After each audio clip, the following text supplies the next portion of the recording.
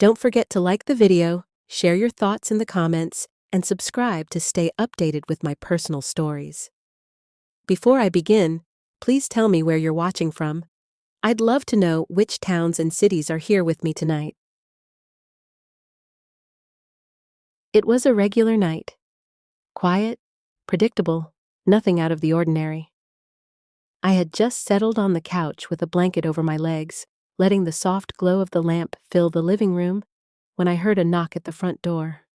Not loud, not urgent, just soft, careful, like someone who wasn't sure if they should even be knocking. I frowned. This late? Who would? When I opened the door, I froze. It was him, my neighbor's son, older now, taller, broad in the shoulders, with that restless energy behind his eyes, like he'd been pacing outside before finally working up the courage to knock. He wasn't smiling. He wasn't relaxed. He looked troubled. "Hey," he said quietly. His voice was lower in the nighttime stillness, carrying something heavy underneath. I stepped aside without asking anything. "Come in." He hesitated, just a second, then walked inside and shut the door behind him. The moment he turned around, I could see it clearly. Something had happened. Something big. He ran a hand through his hair, exhaled sharply, and stood there in my living room like he was trying not to fall apart. "What's going on?" I asked gently. He swallowed. His jaw flexed. His eyes dropped to the floor before lifting to meet mine again. Slowly, almost apologetically. "I need to tell you something," he said, voice rough. "But you have to promise you won't tell anyone." A shiver traced my spine. "All right," I said softly. "What is it?" He took a step closer, another, until the space between us felt different, charged, heavy with something unspoken. He stopped right in front of me, breathing unevenly. Then he whispered, "I shouldn't be here, but you're the only person I trust with this." My heartbeat kicked up. He looked away for a moment, like he needed to steady himself, then met my eyes again with a kind of intensity I had never seen from him before. "I need you," he said quietly, "and I don't know what to do anymore." His voice broke on the last word, and that's when I knew. Whatever he was about to tell me wasn't just a secret. It was something personal, something dangerous, something that would pull me into his world in a way I wasn't sure I was ready for. I stepped closer, lowering my voice. "Tell me then." He looked at me like he was fighting himself. Then he finally said, "It's about how I feel about you." The second those words left his lips, the whole room shifted. Not physically, but the air itself felt different, thicker, warmer, charged in a way that made my pulse stumble. I stared at him, unsure if I'd heard him right. "What do you mean?" I asked softly. He exhaled hard, almost like he'd been holding his breath for hours. "I've been trying to fight it," he murmured.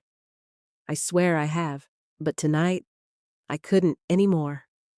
He stepped closer, not boldly, not to intimidate, but like a man who had been carrying a truth too heavy for too long. His voice lowered. "I shouldn't feel this way about you." Warmth spread slowly through my chest. "This isn't something I wanted," he continued, "but every time I see you—" His jaw clenched. I lose control of myself a little. I swallowed. "Lose control how?" I whispered. His eyes flicked to my lips, quick, involuntary, before snapping upward again, as if embarrassed he let himself look. "That's the problem," he said. "Every time I try to pretend I don't feel anything, it gets worse." He rubbed the back of his neck, pacing one frustrated step away. Then he turned back, eyes burning with something intense and vulnerable at the same time. "You make me nervous," he admitted, and calm. He let out a shaky laugh. I don't even know how that's possible. I took a slow breath, trying to keep my voice steady. Why tell me now? He stopped right in front of me again, close enough that the warmth of his body eased into the air between us.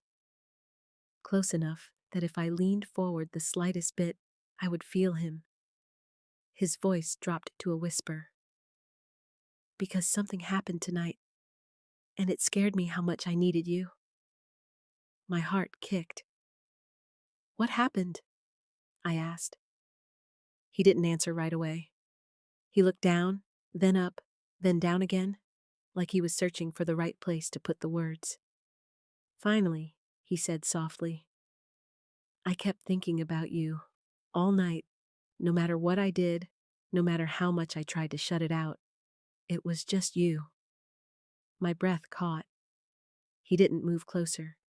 He didn't touch me. He didn't push. But the way he looked at me, like he was fighting a fire inside himself, desperate not to let it burn us both. Then quieter. I came here because I needed to see if the way you look at me means anything. The tension pulled tighter, gentle but magnetic. How do I look at you? I whispered. His answer was immediate, raw, honest, trembling. Like you're trying not to feel the same thing. My inhale slipped out shaky. He watched my reaction carefully, hope flickering behind the conflict in his eyes. If I'm wrong, he murmured, tell me now. I didn't. I couldn't. Silence filled the space where denial should have been. His breath caught, like he'd been waiting for that silence. Yeah, he murmured. I didn't think I was imagining it. He stepped half an inch closer.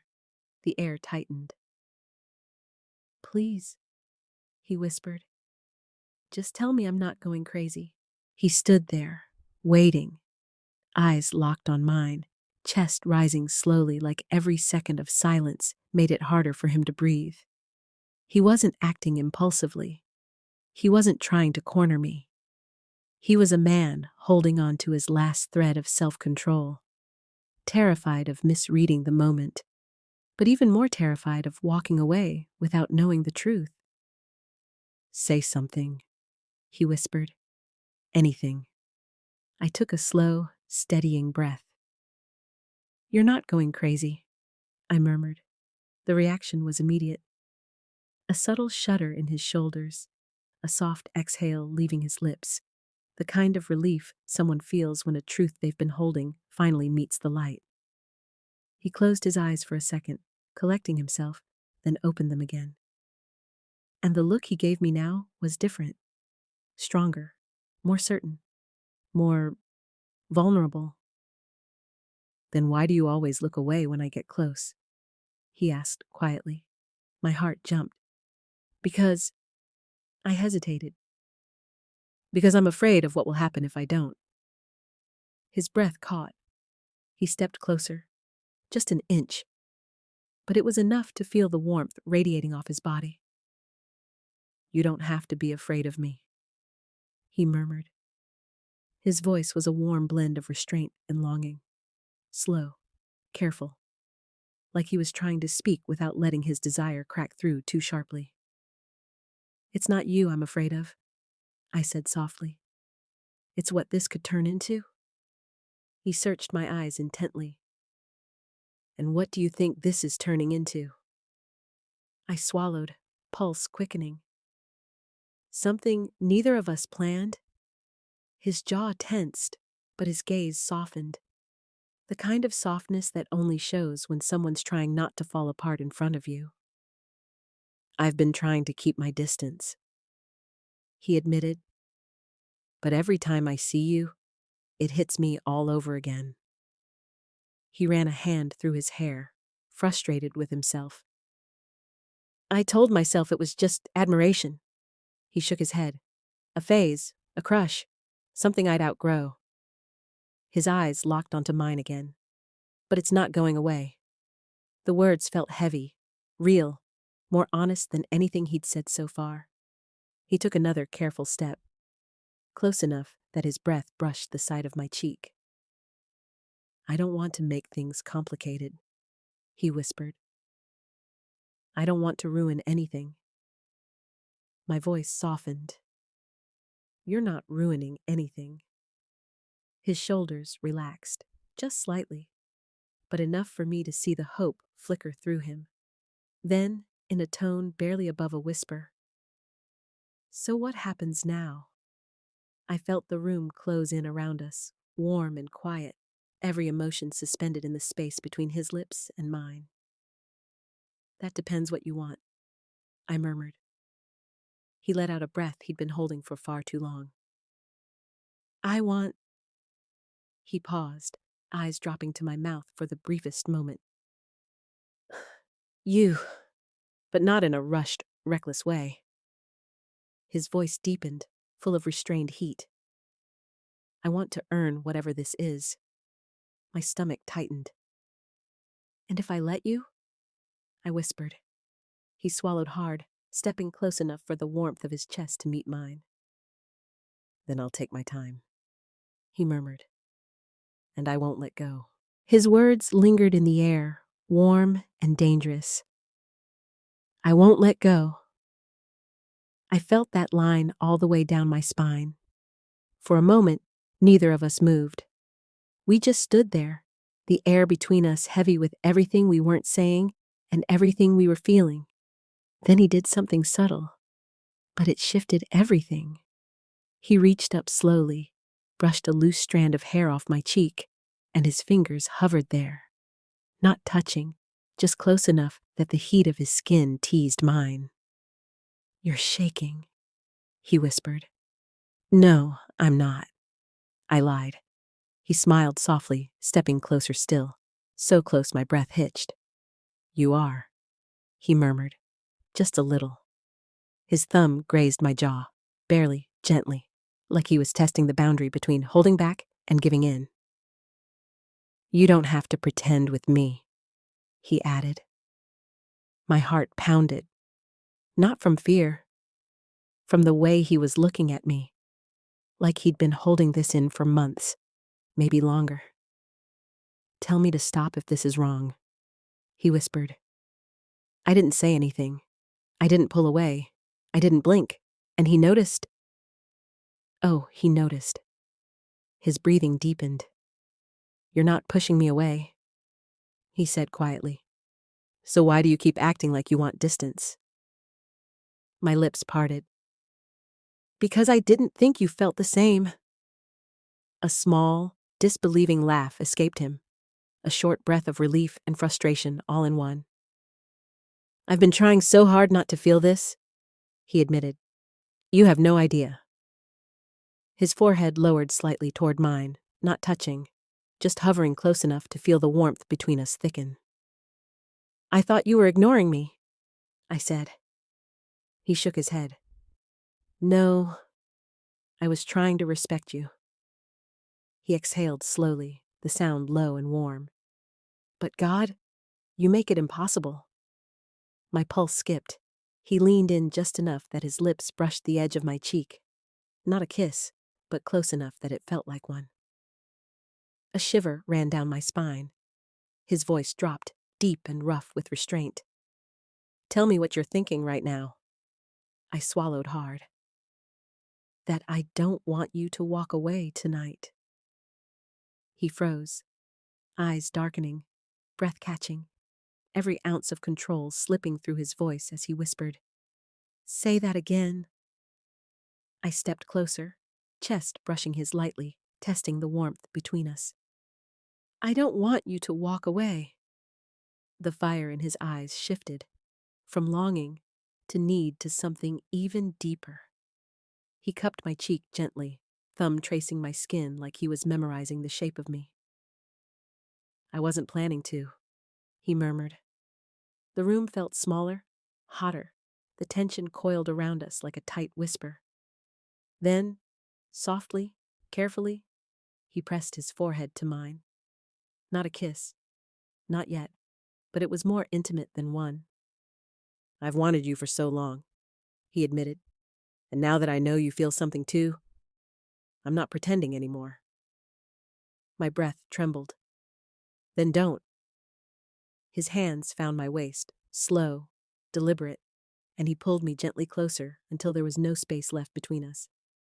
Tell me to go, he murmured. I didn't. Tell me to stop. Silence. Tell me you don't feel this. I couldn't, so I whispered the one thing that broke the last thread of restraint he had left. I want you to stay. He inhaled sharply, a single, deep, hungry breath, and everything in his body shifted. Not rushing, not forcing, just finally, letting himself feel what he'd been holding back for far too long. Then I'm not going anywhere, he whispered against my skin. He didn't move at first. He just held me there, forehead resting against mine, hands warm at my waist, breathing like he was trying to steady a storm inside him. There was no rush, no pressure, just a moment suspended in quiet heat, the kind that says everything without a single word spoken. Eventually, he lifted his head slightly, just enough to look into my eyes, not with hunger, not with desperation, with something softer, something real. I needed to hear that, he whispered, that you wanted me to stay. I felt my lips curve in a small, helpless smile. So stay, I murmured. He exhaled, a slow, relieved breath, and brushed his thumb across my cheek in a way that made my heart tighten. You don't know what you do to me, he said softly. And tonight, I didn't want to feel it alone. I leaned into his hand without thinking, and the way his expression softened made my chest warm. Sit with me, I said quietly. No expectations, just stay. He nodded, the tension in his shoulders easing at last. We moved to the couch, sitting close, closer than two people pretending nothing was happening, but not crossing any lines either. The lamp cast a soft glow across his face, highlighting the parts of him he usually hides. The vulnerability, the quiet exhaustion, the way he relaxes only when he finally feels safe. He rubbed the back of his neck again. I didn't come here to start something reckless, he admitted. I came because I needed someone who wouldn't judge me, someone who'd listen. I'm here, I said simply. He smiled, a small, shaky smile, but genuine. I know. For a while, we just sat there. His shoulder brushed mine, our hands resting inches apart, close enough that if either of us shifted even slightly, our fingers would touch. A soft, warm tension settled between us. Not sharp anymore, not overwhelming, just a quiet certainty. After a moment, he spoke again. I'm not asking for anything tonight, he said. I just wanted to be here. I'm glad you came, I whispered. He looked at me with an expression that almost broke me.